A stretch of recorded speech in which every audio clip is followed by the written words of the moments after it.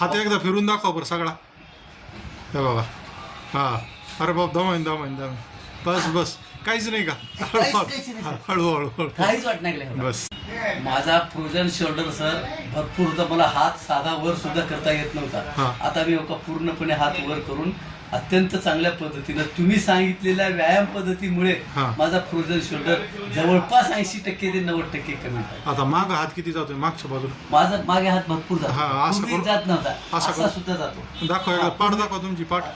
काही त्रास व्हायलाय का. त्रास नाही सर. काहीच नाही. पूर्वी त्रास प्रचंड होत होता. आता काहीच नाही. बिलकुल त्रास नाही. बिलकुल नाही. आणि मी कंटिन्यू व्यायाम करतो. तुम्ही सांगितलेले व्हिडिओ तुमचे हा. मी माझ्या टीव्हीवर कनेक्ट करून हा. त्या व्हिडिओ प्रमाणे रोज मी व्यायाम हा. करतो नेहमी. ह्या फ्रोझन शोल्डरला तुम्हाला वाटतं का गोळ्या खाऊन नीट होत आहे. नाही गोळ्यामुळे नाही सर. हा. कशामुळे नीट. फक्त व्यायामामुळे नाही. फक्त व्यायामामुळे. नियमितपणानं मी व्यायाम केल्यामुळं हा. माझा शोल्डर कमी झाला. जेवढे जास्त व्यायाम तेवढा लवकर नीट. हा तेवढं. आजही मी जर व्यायाम नाही केलो हा. त्या दिवशी माझा फ्रोझन शोल्डरचा त्रास हा. मला होतोय असा भास होतो. हा. आणि ज्या दिवशी आणि मी कुठल्याही परिस्थितीत जेवण बंद करेन हा. पण व्यायाम बंद करणार नाही. हा. कंटिन्यूपणे मी व्यायाम